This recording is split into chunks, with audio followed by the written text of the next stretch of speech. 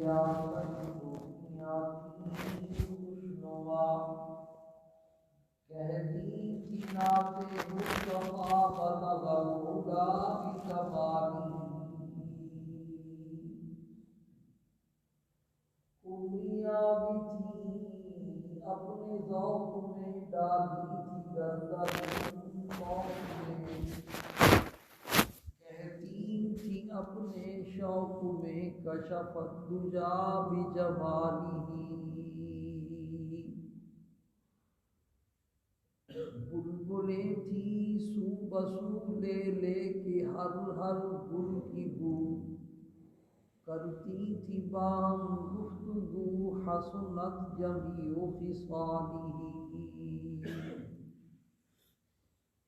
چڑیوں کی سن کر یہ چہچہے بدا انسان کیوں چپ رہے لازم ہے اس کو یوں کہے صلو علیہ وآلہ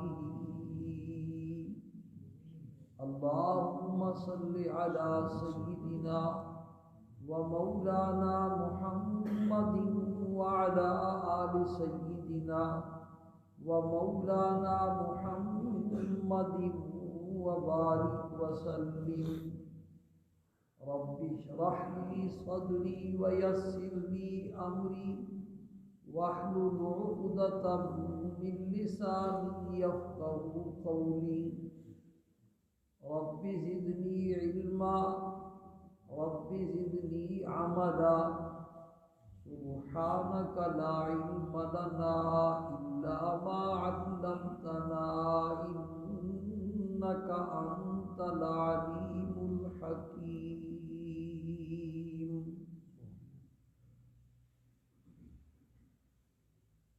ماشاء اللہ گزشتہ جمعے کے اعلان کے کچھ اثرات اور کچھ نئے چہرے نظر آ رہے ہیں۔ اللہ پاک استقامت دے آمین، اور اس میں اللہ پاک مزید اضافہ فرمائے آمین۔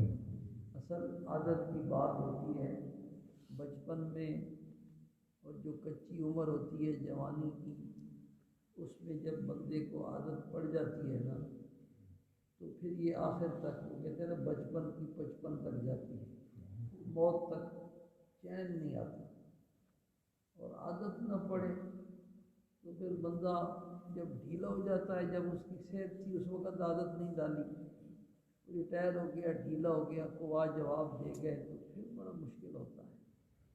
تو اس لیے عادت ڈالنے کی، اور صرف جمعے میں نہیں، عادت بنائے ہر نماز میں، اذان سے پہلے، اذان کے فوراً بعد۔ بس حدیث شریف میں آتا ہے کہ جب اذان ہوتی تھی تو حضور صلی اللہ علیہ وسلم کے اوپر ایسی کیفیت کا غلبہ ہوتا تھا کہ جان پہچان بھی بسا اوقات ختم ہو جاتی، بس اللہ کی طرف متوجہ۔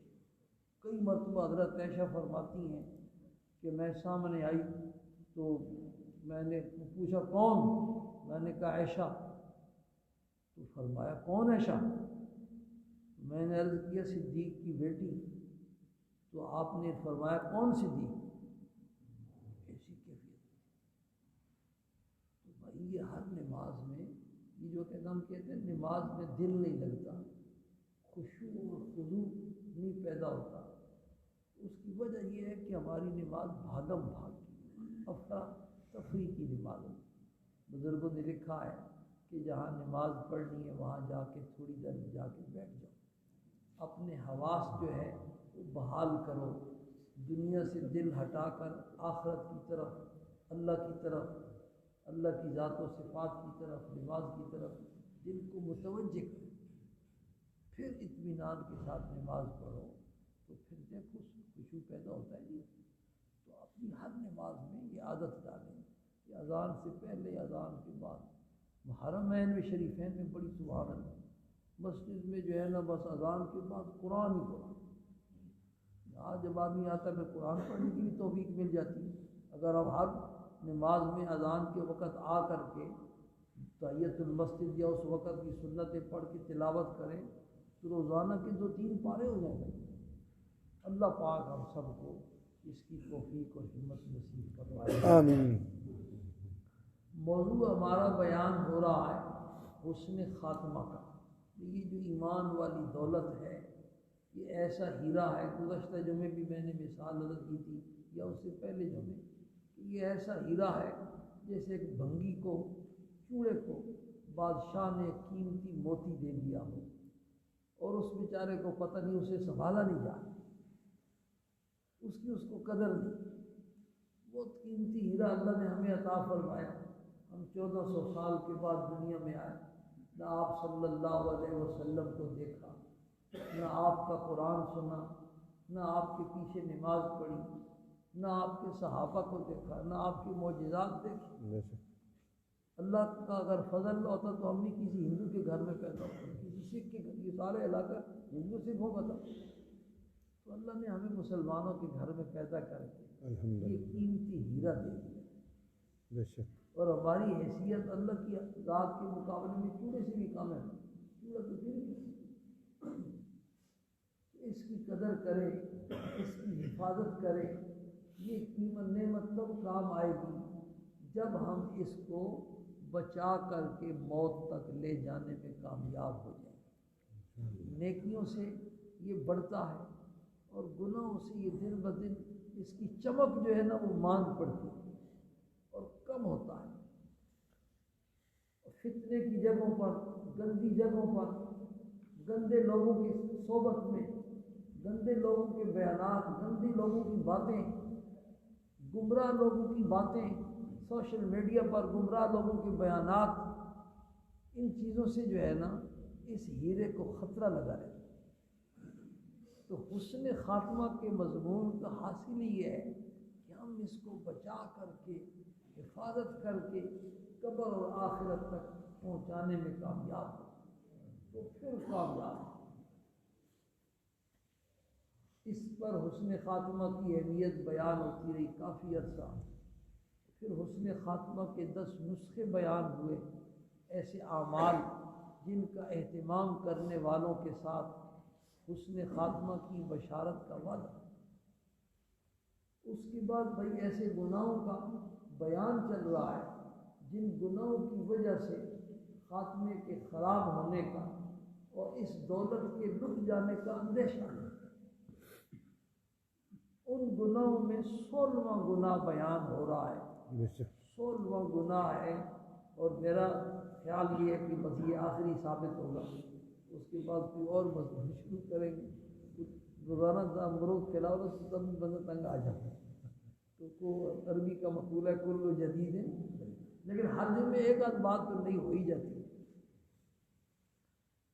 تو 16واں گناہ یہ بیان ہو رہا ہے کہ اولیاء اللہ کی جو گستاخی ہے, بے ادبی ہے, اللہ والوں کو ستانا ہے, ایذا پہنچانا ہے, یہ ایسا گناہ ہے کہ اللہ پاک اس پر ایسے غضبناک ہوتے ہیں کہ اللہ فرماتے ہیں میں ایسے آدمی کو میں خدا اعلان جنگ دیتا ہوں, اور جس کو اللہ اعلان جنگ دے دے پھر اس کی تباہی میں کیا شبہ ہے.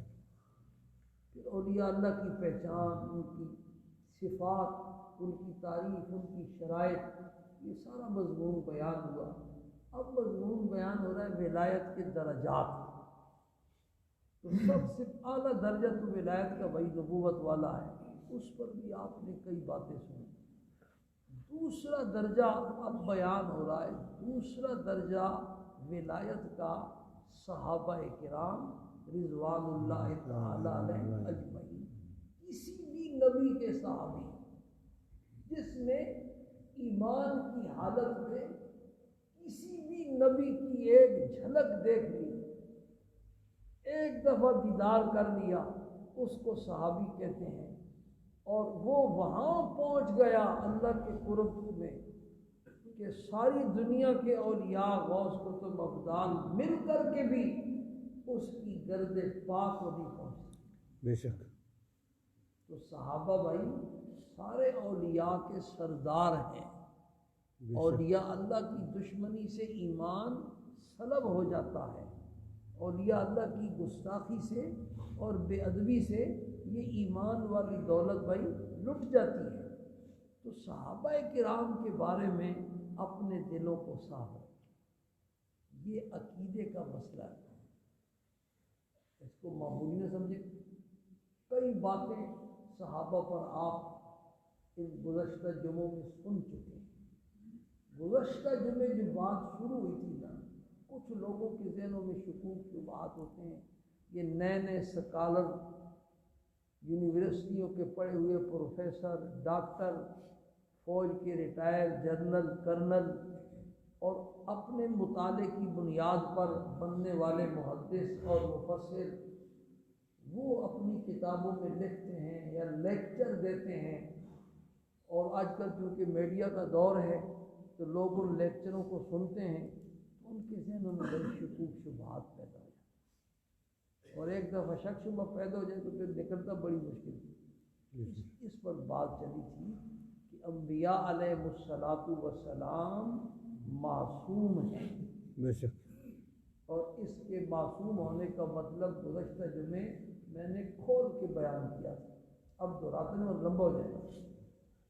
اور صحابہ کرام کے بارے میں مسلمان کا یہ عقیدہ ہونا چاہیے کہ صحابہ کرام محفوظ تھے. معصوم تو نہیں تھے بالکل، لیکن کیا تھے؟ محفوظ تھے. اس لیے کہ قیامت تک آنے والے انسانوں کا انہوں نے مقتدا اور پیشوا بننا تھا. آپ کے بعد نبوت کا سلسلہ تو بند ہو گیا. آپ کو اللہ نے اپنا آخری پیغمبر بنا کر کے دنیا میں بھیجا، لیکن آپ 1.25 لاکھ کے قریب ایسے انسان تیار کر کے گئے جو نبی تو نہیں تھے لیکن نبیوں جیسے. وہ جہاں گئے، جس علاقے میں گئے، وہ مکہ مدینے میں بھی 10,000 کے قریب قبریں ملتی ہیں صحابہ کی، اور تھے 1,24,25,000 پوری دنیا میں پھیل گئے. وہ جہاں گئے پوری کی پورے علاقے ان کے کردار کو دیکھ کر، ان کے اخلاق کو دیکھ کر، ان کی سیرت کو دیکھ کر، ان کے نورانی چہروں کو دیکھ کر پورے کے پورے علاقے تبدیل ہو گئے. پورے کے پورے علاقے مسلمان ہو گئے. تو چونکہ صحابہ نے قیامت تک آنے والے انسانوں کا مقتدا اور پیشوا بننا تھا. رات کو ہم ایک مجلس میں بیٹھے تھے تو ایک مولوی صاحب کے میرے شاگرد ہیں، ان کے منہ سے نکل گیا بھائی صرف رسول اللہ صلی اللہ علیہ وسلم کی ایک ہستی ایسی ہے کہ ہم ان کے پیچھے آنکھیں بند کر کے چلتے ہیں، باقی کوئی آدمی ایسا نہیں ہے، اس کے پیچھے آنکھیں کھول کے چلنا چاہیے کہیں اس کو ٹھوکر نہ لگ جائے. میں نے کہا نہیں، آپ غلط کہہ رہے ہیں، یہ آپ کہیں اور سے بول رہے ہیں، کوئی کتاب آپ نے غلط پڑھی ہے، کوئی لیکچر غلط سنا ہے. صرف رسول اللہ صلی اللہ علیہ وسلم نہیں بلکہ صاحب صلی اللہ علیہ وسلم کے سارے صحابہ ایسے ہیں. ایک ایک صحابی ایسا ہے کہ ہم نے ان کے پیچھے آنکھیں بند کر کے چلے. بے شک. ان کو ٹھوکر لگنے کا سوال ہی پیدا نہیں ہوا. آپ نے فرمایا اصحابی کالنجوم فبأیہم اقتدیتم اہتدیتم. میرے صحابہ بھائی سارے ستاروں کے مانند ہیں، تم کسی ایک صحابی کے پیچھے بھی چل پڑو گے نا، وہ تمہیں سیدھا جنت میں لے جائے. بے شک. 3-4 دن قبل ہماری بخاری شریف کی سبق میں 2 حدیثیں گزری. حضرت عبداللہ ابن عباس رضی اللہ تعالی عنہما کو ایک آدمی نے کہا کہ آج جو ہے نا میرے سامنے امیر معاویہ رضی اللہ تعالی عنہ نے وتروں کی 1 رکعت پڑھی. فقہ کا مسئلہ ہے. ان کا دع انہو صاحب رسول اللہ صلی اللہ علیہ وسلم، اس نے جیسے پڑھی ہے چھوڑو، وہ حضور کا صحابی ہے. پھر کسی اور موقع پر کسی اور نے یہی بات ان کو آ کے سنائی تو فرمایا دع انہو فقیہ، وہ دین کی سمجھ رکھتے. تو بھائی صرف ہم نے حضور کے پیچھے نہیں بلکہ آپ کے سارے صحابہ کے پیچھے آنکھیں بند کر کے چلتا. وہ زمانہ نشر و اشاعت کا زمانہ نہیں تھا ہمارے دور کی طرح. احکامات میں بھی تبدیلیاں ہو رہی تھیں. صحابہ جس علاقے میں جو عمل آپ کا دیکھ کر کے گئے وہ عمل اس علاقے میں جاری ہو گیا، پیچھے حکم تبدیل ہو گیا، وہاں تک اطلاع نہیں پہنچی مگر ان کا وہ عمل اللہ کے ہاں مقبول اور وہ سیدھے جنت میں. بے شک. حضرت عبداللہ بن مسعود کا واقعہ رضی اللہ تعالیٰ عنہ کا واقعہ حدیث شریف میں آتا ہے. وہ حبشہ کی ہجرت سے واپس آئے تو حضور صلی اللہ علیہ وسلم نماز پڑھ رہے تھے. انہوں نے آ کر کے سلام کیا. آپ صلی اللہ علیہ وسلم نے سلام کا جواب نہیں دیا، نہ اشارے سے نہ زبان مبارک سے.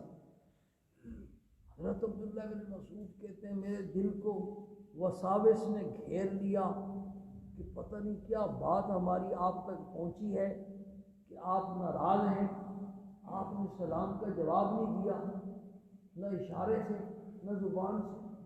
جب تک آپ نے نماز ختم نہیں فرمائی اس وقت تک وساوس نے میرے دل کو گھیرے رکھا. جب آپ نے نماز کا سلام پھیرا تو پھر ملے، مصافحہ کیا، دعا سلام ہوئی اور فرمایا ابن مسعود جب تم گئے تھے نا حبشے تو اس وقت نماز میں سلام کلام جائز تھا، اور تمہارے جانے کے بعد نماز کے اندر سلام کلام منسوخ ہو گیا. اب سلام کلام سے نماز ٹوٹ جاتی ہے. اب آپ اندازہ کریں، اور آپ نے یہ نہیں فرمایا کہ جتنی نمازیں وہاں تم نے پڑھی ہیں واپس لوٹاؤ.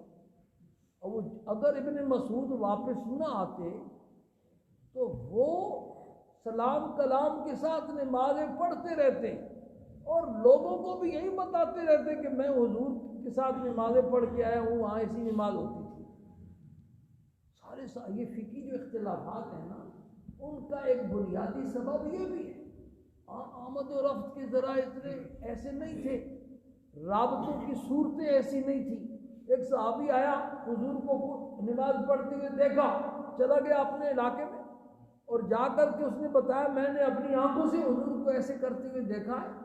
تو سارے علاقے والے اس پر لگ گئے. بھائی واپس دوبارہ وہ آیا ہی نہیں، پیچھے وہ عمل ختم ہو گیا. اس لیے وہ سارے اعمال مقبول ہیں. تو آپ نے فرمایا کہ میرے سارے صحابہ ستاروں کی مانند ہیں، تم ان میں سے جس کے پیچھے بھی چل پڑو گے تم ہدایت پا جاؤ گے اور جنت تک پہنچ. تو کیونکہ صحابہ نے قیامت تک آنے والے مسلمانوں کا مقتدا اور پیشوا بننا تھا، تو اللہ پاک کی طرف سے صحابہ کرام کی حفاظت کا ایک خصوصی انتظام تھا کہ کوئی ایسی نوبت ہی نہ آئے کہ میرے پیغمبر کے صحابی سے کوئی غلطی ہو جائے. ایسا ماحول ہی نہ بنے، ایسے حالات ہی نہ بنے کہ وہ کسی فتنے میں مبتلا ہو جائے. اکا دکا سالہ سال میں اکا دکا کسی صحابی سے انسان ہونے کی وجہ سے کوئی لغزش ہوئی تو وہ بھائی اس کی تکوینی حکمت تھی، اور وہ میں انشاءاللہ آپ کو اللہ کرے سمجھ آ جائے وہ میں بیان کروں گا، شاید اگلے جمعے اس کی نوبت آئے. اکا دکا اگر کوئی لغزش ہوئی ہے نا تو وہ لغزش ان کے نیک اعمال اتنے وزنی، اتنے قیمتی اور اتنے کثیر کہ اس معمولی سی لغزش کو وہ سارے اعمال کھا گئے اور انہوں نے مٹا ڈالا. قرآن کا اعلان ہے ان الحسنات یذہبن السیئات، نیکیاں جو ہیں وہ گناہوں کو کیا کرتی ہیں؟ مٹا ڈالتی ہیں.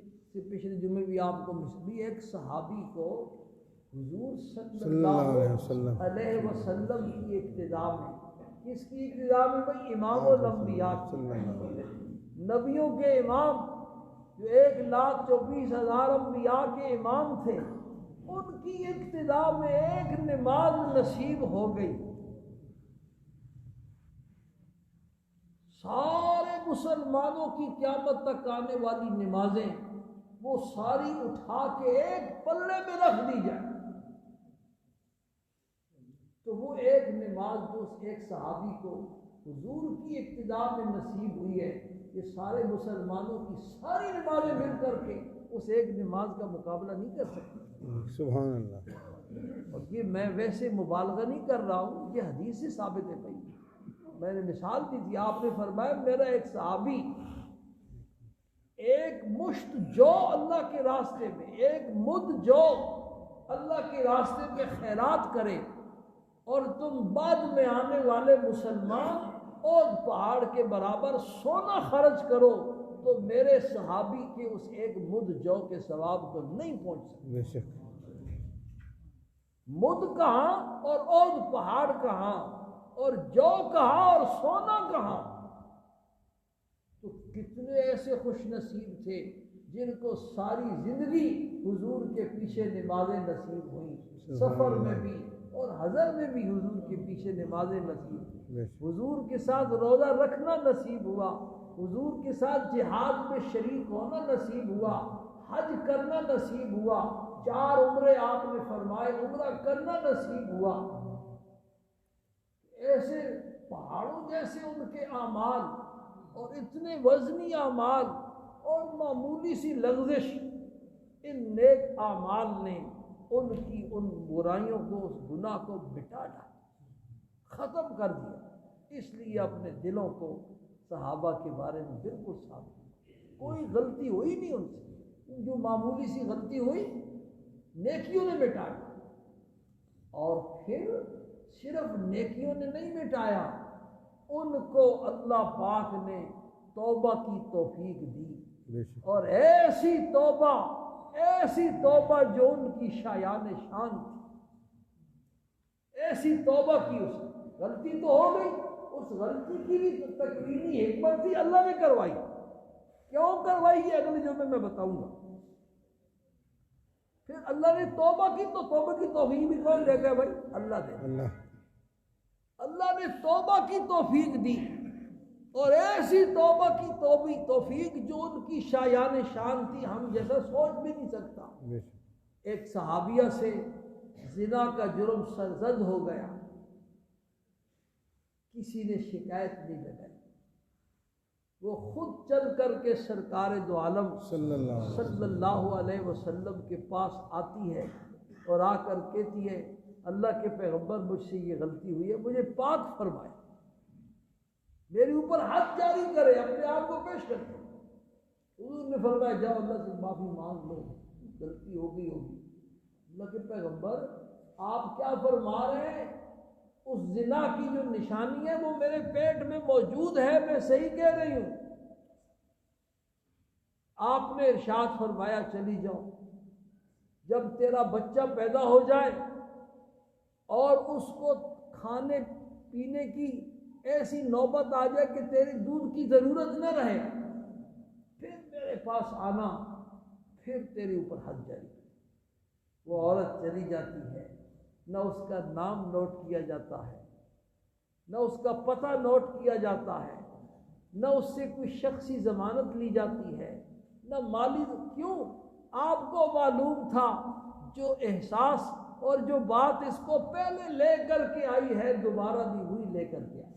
بے شک 2-2.5 سال کے بعد وہ عورت سرکار دو عالم صلی اللہ علیہ وسلم کی خدمت میں اس طرح آتی ہے کہ اس کی گود میں بچہ ہے، اور بچے کے ہاتھ میں روٹی کا لقمہ ہے، اور وہ چبا رہا ہے۔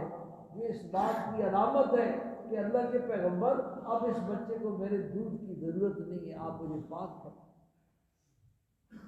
آپ نے وہ بچہ لے کر کے اس کے کسی رشتہ دار کے حوالے فرمایا، اور چونکہ شادی شدہ تھی تو ارشاد فرمایا کہ اس کو سنسار کر۔ اب دیکھیں جب بچہ 2-2.5 سال کا ہوتا ہے تو اس کی کیسی پیاری پیاری بچوں والے جانتے ہیں، اس کی ہر حرکت پہ قربان ہونے کو دل چاہتا ہے، اور ماں کی ممتا، ماں کا دل، اس کو پتہ نہیں تھا میں کہاں جا رہی ہوں، کیوں جا رہی ہوں۔ اس جرم کی سزا تو موت ہے۔ بچے کس کو اچھے نہیں لگتے؟ بہرحال آپ صلی اللہ علیہ وسلم کے ارشاد کے مطابق اس کو رجم کر دیا گیا، سنسار کر دیا۔ جنازہ تیار ہوا، پیچھے قدسیوں کی، فرشتوں جیسے مقدس لوگوں کی صفیں جنازے کے لیے تیار ہو گئی، اور مصلی پہ امام الانبیاء محمد الرسول اللہ صلی اللہ علیہ وسلم تشریف لائے۔ عمر فاروق بڑے جذباتی تھے، غیر مند بھی تھے، انہوں نے آپ کو پیچھے چادر سے پکڑ لیا اور عرض کیا تصلی علیہ وقد زنت یا رسول اللہ، اللہ کے پیغمبر آپ نبیوں کے امام ہیں، آپ امام الانبیاء ہیں، اور زانیہ کا جنازہ آپ پڑھائیں گے؟ آپ نے فرمایا عمر خاموش ہو جا، اس عورت نے ایسی توبہ کی ہے اگر مدینے کے 70 آدمیوں پر تقسیم کر دی جائے سب کی مغفرت ہے۔ ایسی توبہ اللہ نے انہیں نصیب فرمائی جو ان کی شایع نشان ہے۔ ایک اور صحابی کے بارے میں فرمایا اس نے ایسی توبہ کی ہے کہ پورے مدینے والوں پر تقسیم کر دی جائے تو سارے مدینے والوں کی مغفرت ہوگی۔ سبحان اللہ۔ ایک اور کے بارے میں فرمایا مائز اسلمی رضی اللہ تعالیٰ عنہ کے بارے میں فرمایا میں اپنی نبوت کی آنکھوں سے، اس کو بھی سنسار کیا گیا، میں اپنی نبوت کی آنکھوں سے دیکھ رہا ہوں وہ جنت کی نہروں میں ہوتے لگے۔ سبحان اللہ۔ تو میرے دوستوں اور بزرگوں، صحابہ معصوم نہیں تھے، نبی نہیں تھے، لیکن نبیوں جیسے تھے۔ آپ کا سب سے بڑا معجزہ یہ تھا، پہاڑ اپنی جگہ سے ہل سکتا ہے لیکن انسان کو تبدیل کرنا یہ بڑا مشکل۔ ایسا بگڑا ہوا معاشرہ، ایسا بگڑا ہوا معاشرہ کے بعد پہ ہزاروں برس ان کی لڑائیاں چلتی تھیں۔ شراب کے عادی، زنا کے عادی، قتل و غارت کرنے والے، دنیا کی کوئی مہذب قوم ان پر حکومت کرنے کے لیے تیار نہیں ہوتی تھی۔ 23 سال کے عرصے میں آپ نے ان کی ایسی تربیت کی کہ 1.25 لاکھ انسان نبیوں جیسے اور فرشتوں جیسے تیار ہو گئے۔ ایسا مقدس اور پاکیزہ معاشرہ نہ ان سے پہلے آسمان نے دیکھا تھا، نہ آج تک دیکھا ہے، نہ قیامت تک۔ بے شک۔ تو صحابہ کیا تھے بھائی؟ محفوظ تھے اللہ کی طرف سے۔ ان کی خصوصی حفاظت کا کیا ہوتا تھا؟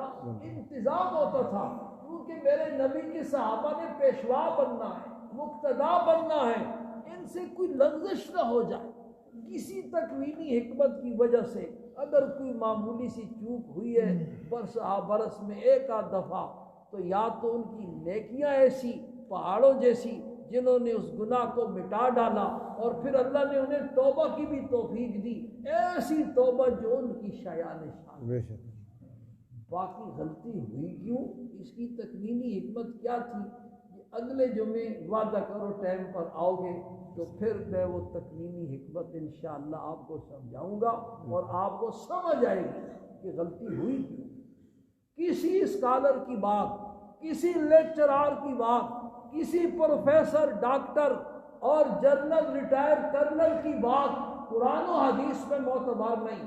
ڈاکٹروں کی بات میڈیکل کی لائن میں معتبر ہے، انجینئر حضرات کی بات اس لائن میں معتبر ہے، تاجروں کی بات تجارت میں معتبر ہے، سیاست دانوں کی بات سیاست میں معتبر ہے، وکیلوں کی بات عدالتی مسئلوں میں معتبر ہے، ججوں کی بات بھی عدالتی مسائل میں۔ لیکن جب قرآن و حدیث کا مسئلہ آئے گا بھائی، صحابہ کا مسئلہ آئے گا، تو وہ لوگ جنہوں نے بچپن سے لے کر کے 60 سال کی عمر تک اپنی زندگیاں کھپا دی قرآن و حدیث کے سمجھنے اور سمجھانے میں، اپنی عیاشیوں پر لات ماری، ان لوگوں کی بات معتبر۔ بے شک۔ ہر لائن کے ماہرین کی بات اس لائن میں معتبر ہوتی ہے۔ اس لیے صحابہ کے بارے میں اپنے دلوں کو صاف رکھو۔ جس کا دل صحابہ کے بارے میں صاف نہیں ہے اس کا خاتمہ ایمان پر نہیں ہے، اس کے ایمان کے سلب ہونے کا خطرہ ہے۔ اللہ پاک ہم سب کو اس کی سمجھ نصیب فرمائے اور اس پر عمل کرنے کی توفیق نصیب فرمائے۔